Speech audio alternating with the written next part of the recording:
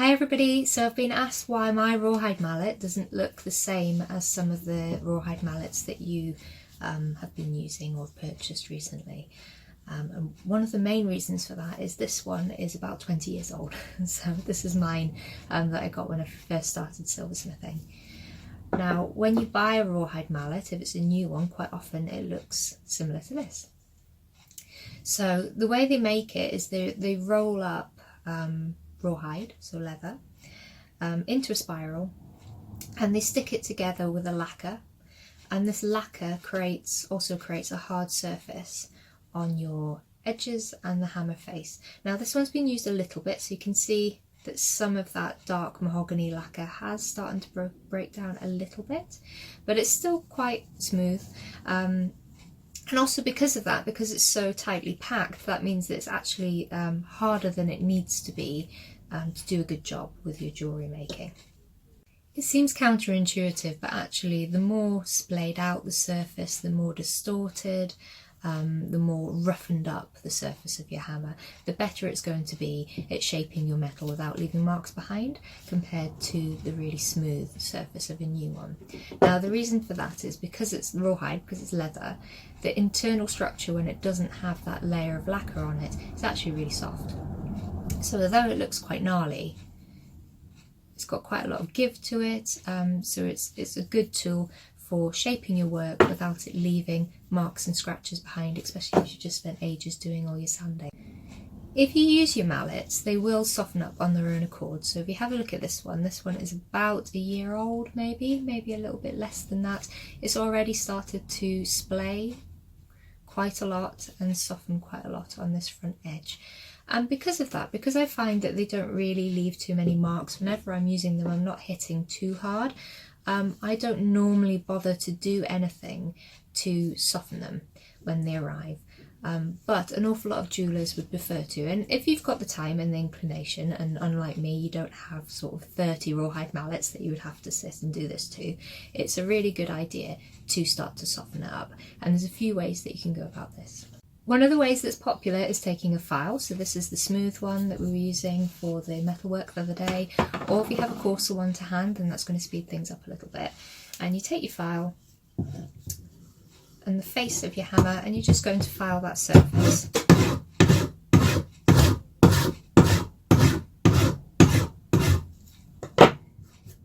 And you can see already it's starting to break down that layer of lacquer, but it's going to take me a wee while, and it's certainly going to take quite a long time to get it anywhere near a stage like this. Another popular way of doing it is with some really coarse sandpaper, or wet and dry, again like we were using the other day, but coarser.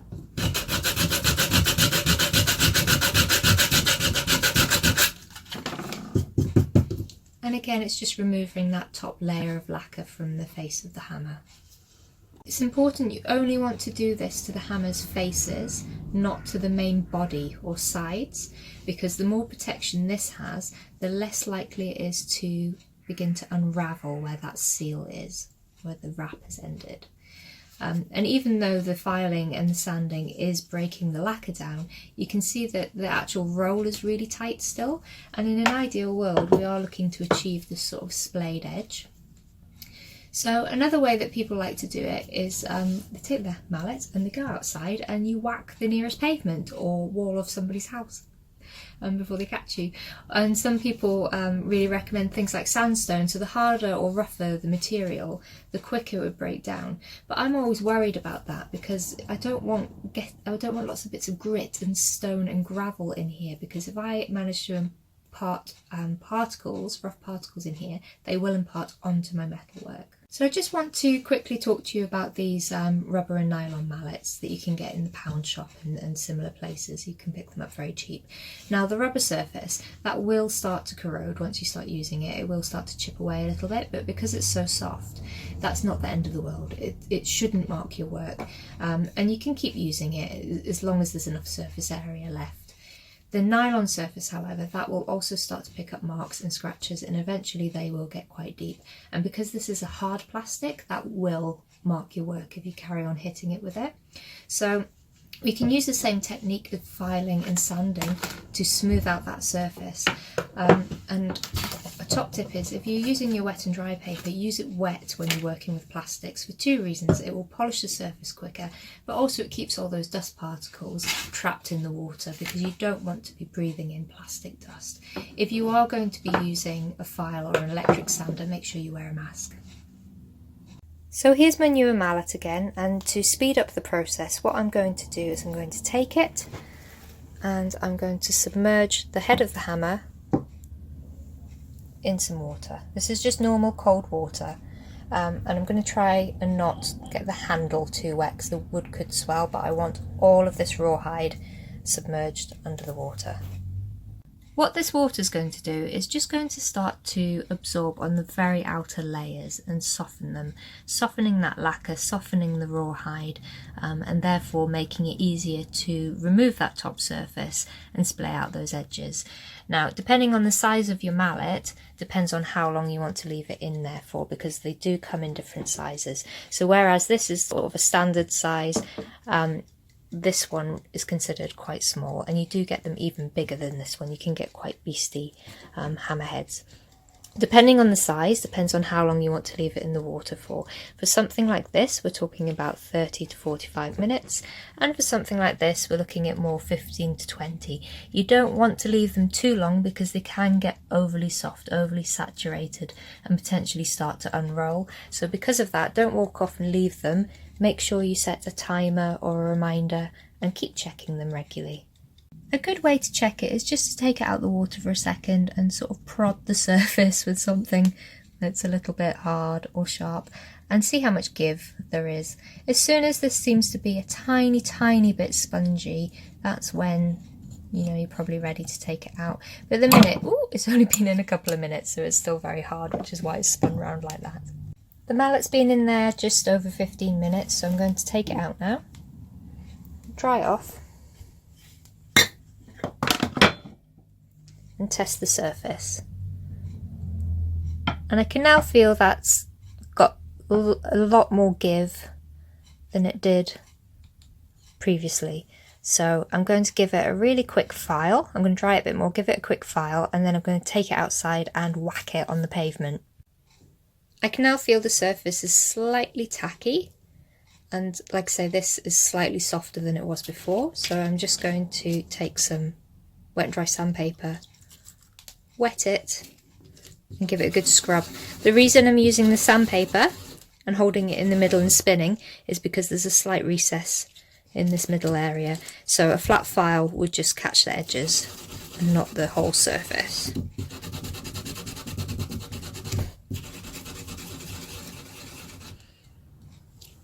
Thing I want to do is to hammer it, so I've got a few different surfaces to try. I've got my old anvil, I've got my flagstones, and I've got some more textured flagstones, and you can really see the difference. It's a really good idea to wear eye protection when you're outside hammering, just in case you manage to hit a little bit of grit or chip some of the stonework and it flies up. You don't want that getting into your eye, and equally we don't want it getting into our hammer. So the next thing we want to do is actually check the surface and try and see if there's any bits of grit or contaminants, because they could end up seriously marking our work, which we don't want.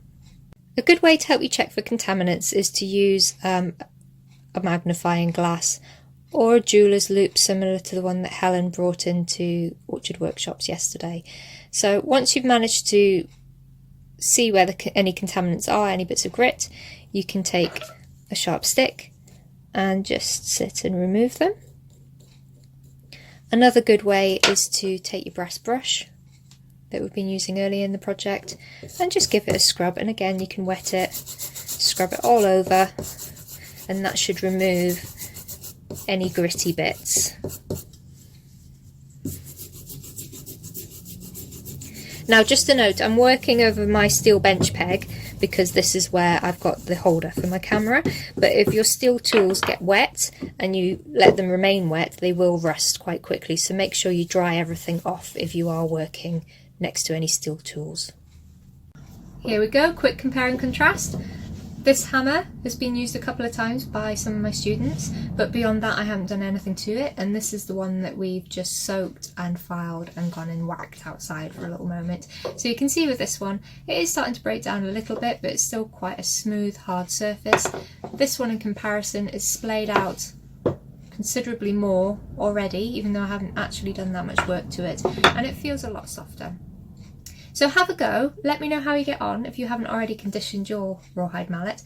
Just one little word of warning, I have students who have come in the past and they haven't done any of this process, yet when they've started using the mallets, this wrap has come away and unfurrowed. So if your mallet wasn't made properly in the first place, there is always a chance that the soaking could damage it, but the likelihood would be as soon as it started getting used regularly it would have become damaged already. And equally, remember, don't leave it in the water for too long, don't walk away and forget about it. So one last thing, if you're looking to purchase a rawhide mallet, you're probably going to be looking at around £10 minimum up to about £40–45 depending on the size of the hammerhead, and then it can be even more money again if they are weighted or have other fancy aspects to them. So if you're shopping online and you come across something that seems like a real bargain, it might not necessarily be what it seems. So I've noticed the past couple of years there's a few sellers selling what they're referring to as rawhide mallets, but actually when they've arrived they seem very much like synthetics. They seem very rubbery, which could be great, especially if you're vegan or vegetarian or just don't want to be using animal byproduct when you're working. But unfortunately, because I own a couple of them, they just don't work as well. So I would rather not spend the money on those and go and get one of the pound shop mallets if I didn't want to use rawhide. If you do have a mallet that isn't rawhide, so whether it's plastic or rubber or the synthetic that we've just discussed, you wouldn't want to be soaking it. You wouldn't want to be going out and hammering it, trying to splay the edges out, because you are very much going to damage your mallet if you do that. So it's just something to bear in mind. Double check that they do look very much like this, the dark mahogany. You can see those rolls. The synthetic ones, you can see the roll, but they feel quite spongy and soft compared to this hard surface.